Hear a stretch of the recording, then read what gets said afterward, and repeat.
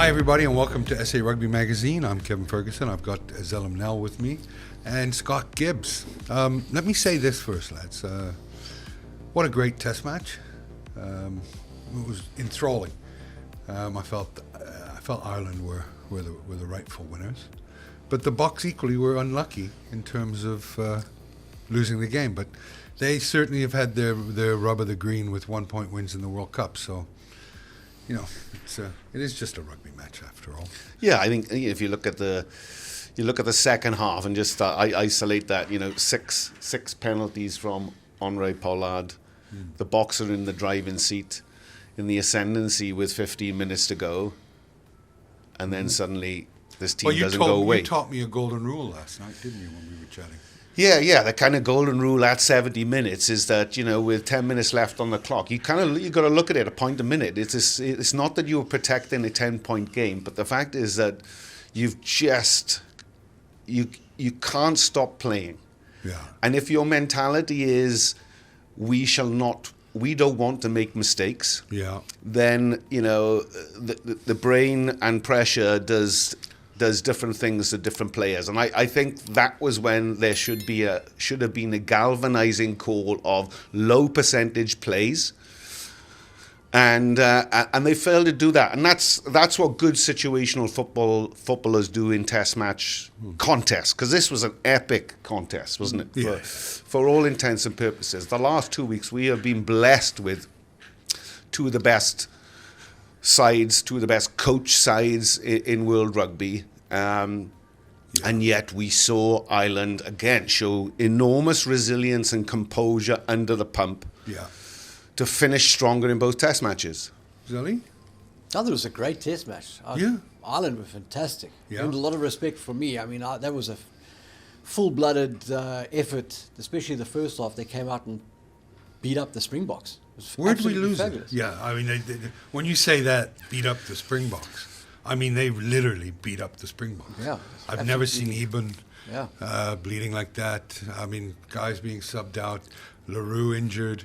I mean, the physicality, or maybe it was some of the dark arts, who knows? But it's good rugby. Yeah, just there was rugby. plenty of claret spilled in a principality, in a republic that is just blessed with great red wine. I mean, you'd never seen two iconic, standout, physical, great football players like Mostert and Eben just, blinded by the blood. Well, South Africans would say the wrong claret, mate. Yeah. But where did it go wrong for you, Zels, or did it go wrong? I mean, I think Ireland came out and did what they needed to do in the first half. They got physical ascendancy. They physically beat up the Springboks, and they turned that advantage into points. And the Boks were, I'm not going to say complacent at all. I think they were physically handled out of the game. They were beaten out of the game, and they'll put it down to whatever, because they did recover in the second half. And I thought, that's key, because that was my narrative when I was watching the game. It's like, they go into the shed 10 down, and that can be blamed then on the first half. And, not many teams come back from a 10-point deficit against a team like Ireland, but they did. And you're right. I mean, they came back and looked a much better team for 30-odd minutes in the Well, the roles were reversed from last weekend, wasn't it? Yeah. Where South Africa had the better first half hour. They created some scoreboard separation. They created pressure, and it was up to the Irish to fight like hell to get back into that game. But the fact is, on Saturday they started better. Yeah. Zelly and I talked in the week on our Thursday cast that Ireland will play both sides of the ruck a lot better, because they didn't want what they did was they competed and controlled the narrative in the middle 30. Yeah. Using both sides of the ruck intelligently, and created some clean breaks. Both sides.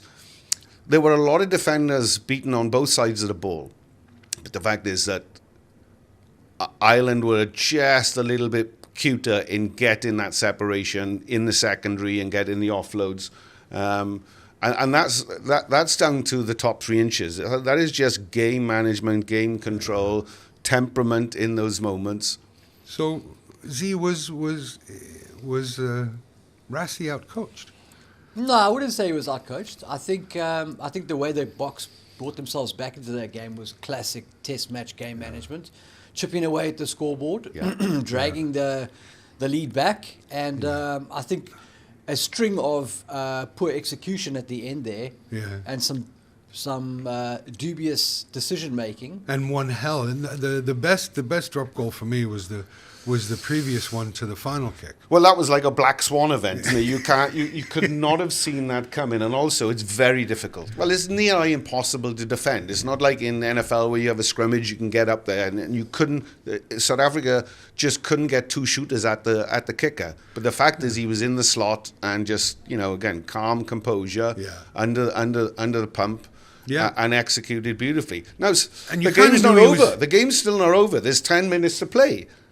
So this is where Zelly goes. Oh, you mean 10 minutes to play before the drop? Well, no, it was on the 70 minutes. You still got 10 minutes to play. I mean, it's just it's a 1-point game. You're not trying to play catch up because there's two scores already in the bag. Is that you need again just to get better at situational football. Zelly mentioned execution, and I think that's where South Africa snatched at the ball. They got a little bit too eager in trying to come onto the ball, and of course then the passes were just a little bit too high or above, give a perfect platform for Ireland to continue to dominate that physical smash-up, So I understand that. So for me, the mistake for the first drop goal was that they just kicked the ball away. It seemed like he had a mountain of time. I mean, the chance of making a 40-plus meter drop goal are very slim. Well, they are. I mean, God, if you look back in history, I mean, the ones that strike out is Johnny Wilkinson. 2000 World Cup. I mean, you can Joel plan on Joel Stransky in 95. Yanni De Beer's epic semi-final, is that we underestimate how powerful a drop kick is. That was a quarterfinal. Quarterfinal, okay. Yeah. You underestimate how a powerful weapon it is. But also, I mean, it's all down to the athlete, and the pass has to be right, and the position in the feet, shoulders. And GC hit that first one. And then you kind of thought, wow, are you going to back that up again? Yeah, I mean, that's when the seed of doubt started to be sown in me, was that kick was, it could have, we've seen more drop goals look like... doozies. Well, we've seen, doozies. We've seen them go awry. We've seen them, you just see some terrible drop goals. But... as that went up, I was like, oh no, and then the second one was just wonderful. It was, and it's a sad way to lose, but I think for me, Scotty, when you talk about it, we just and mentioned it or alluding to it, the game just seemed to be South Africa were playing not to lose in the last 10 minutes. No, and I mean that's always the way you look at it, from a Monday morning quarterback perspective is that you look back and go, we should have done more. Yeah. But how we should have utilized that last 10 minutes or the last 15 minutes, more importantly, with simplifying our game theory, really. Yeah. And for once, it's South Africa talking about the what ifs. It's not England, France, and New Zealand. It's South Africa. And this is the fun of the show. Who's the better team? Z? The world champions are the better team. Yeah. I'm going to take the Springboks every day of the week. Yeah, but also you have to look that this is Andy Farrell's 50th Test match as coach. Mm-hmm. Yeah. 140, lost 10, 80% win record. Again, he's kind of, he's setting a new paradigm and dimension into what competitive, compelling, winning football teams are all about. Yeah. And huge doubt this week when it came to, fit bodies, able bodies, their ability to practice. But the fact is that he made some calls. He dropped Omani because he wanted to have probably more rugby football ability on the field, because that's what it was going to take. Kudos to Paul O'Connell. His defensive line-out strategy worked because they upset a few of the Bok lineouts. Mm-hmm. The bomb squad were not as impactful because Ireland's use of the ball was better through decision making, And the fact is that Caelan Doris, stood tall even though he had a yellow card. The fact is that he came back off that, at the 50-minute mark or whatever it was, and just kind of continued to play and be a pain in the butt for the South African defence. Yeah.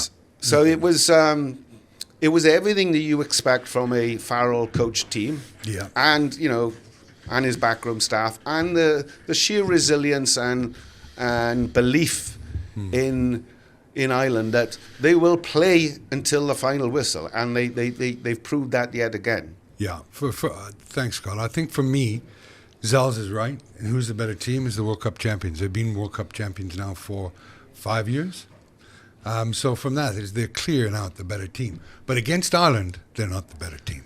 They've lost 3 and have won 1. It's disgraceful that there's no 3-test tournament. Because my God, we have been, exactly. Disgraceful. It's kind of bereft, really, because that's all we want to see now this Saturday is whether you're in Cape Town or in Bloem or wherever, is just like a decider. Yeah. Who is the best? And who do we have? Portugal. Obrigado. I mean, come on, guys. Two best teams in the world going at it. Next week, we got the decider with Portugal. Wow. Not well thought out. I'm sure there's good reasons, and I shouldn't be too hard. I'm just really disappointed as a fan not to have a decider. Who organizes 2 test tours? I'm surprised. It was across the board. Look at North America. In every series they ever have, it's 2 out of 3, 3 out of 5, 4 out of 7. Yeah. Just grasp that. Yeah. It's not difficult. Anyway, some people say, but what happens if the team wins the first 2? Don't have the third. Simple. So the other thing, what I hate about don't hate. Do you know what I have makes me uncomfortable with rugby is when they give the man of the man award on the 79th minute. Because to me, Ox played a good game. The man of the match was Ginger Boy. Yeah. The gingerbread man. Yeah. What do you have to do to be the man of the match? It's like choosing a soccer player as the man of the match, and then he scores 2 goals in the 88th minute, and you still go through the facade of giving it to the goalie that had made 18 saves but only gave up 2 goals in the last minute. You're the man of the match.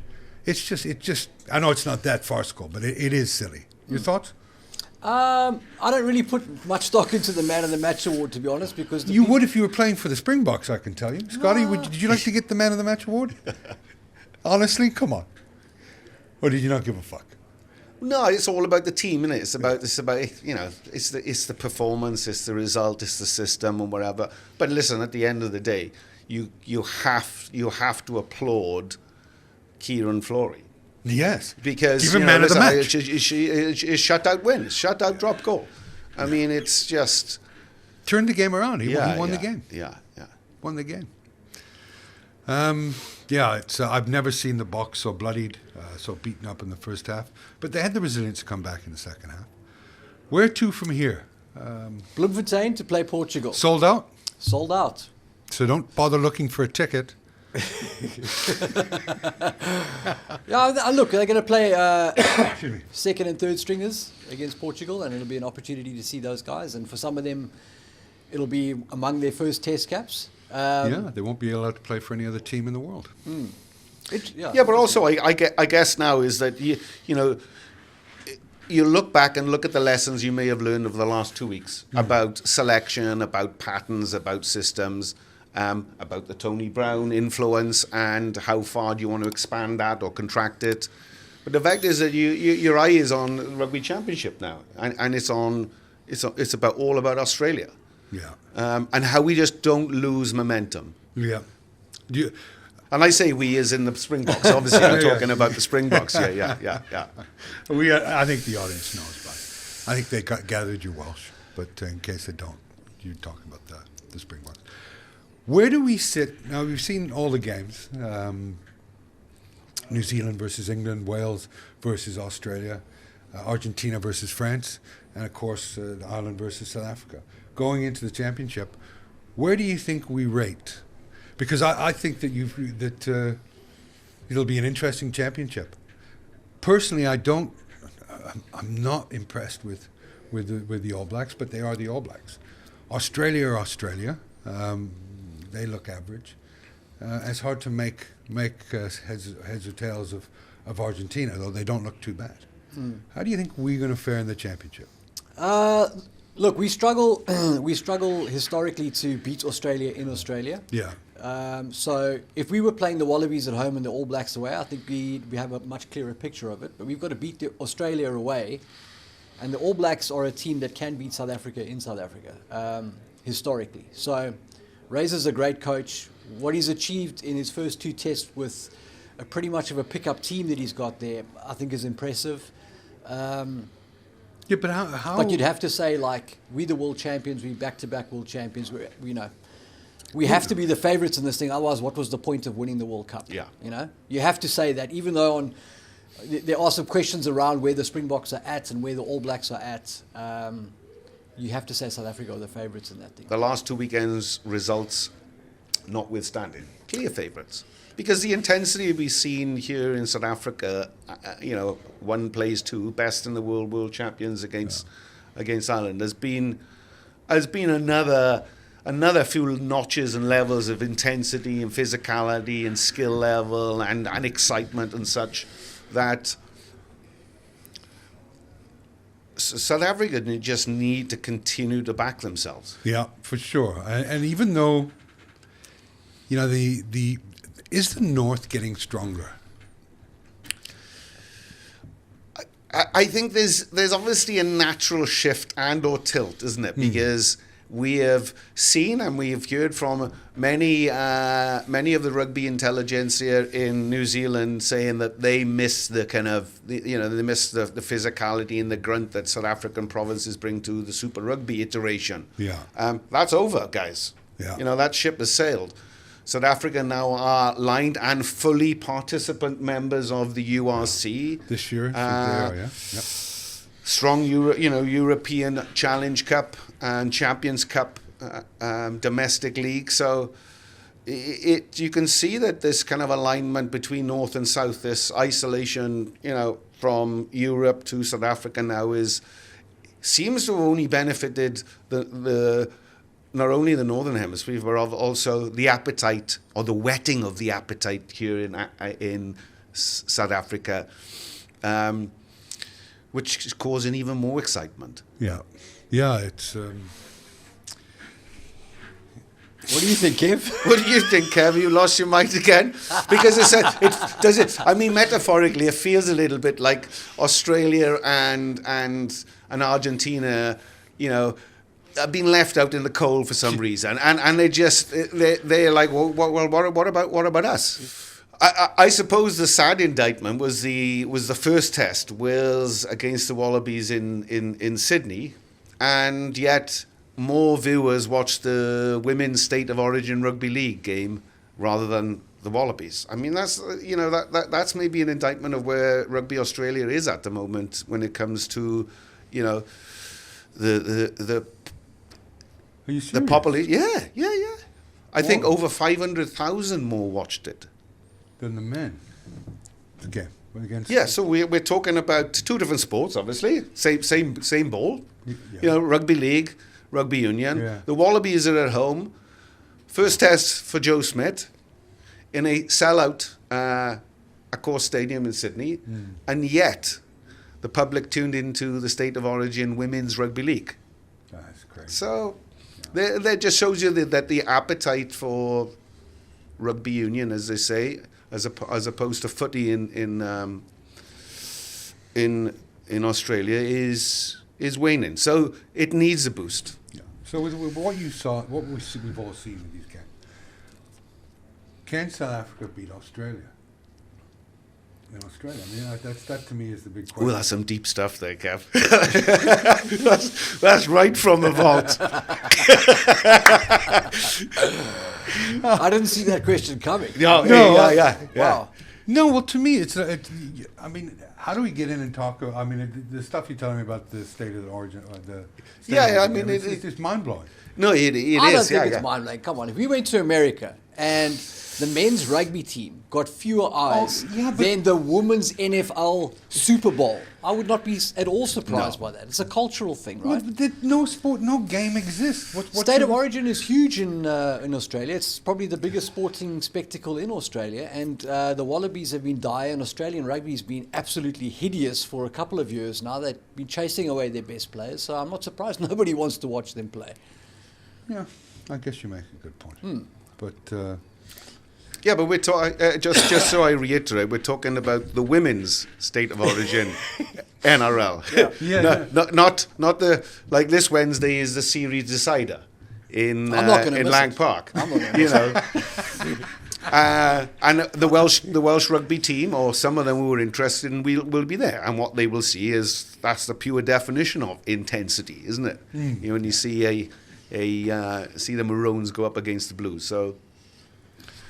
Yeah, and Rugby Australia are obviously craving to create some participation, some engagement or further engagement now, as they go into the Joe Schmidt tenure.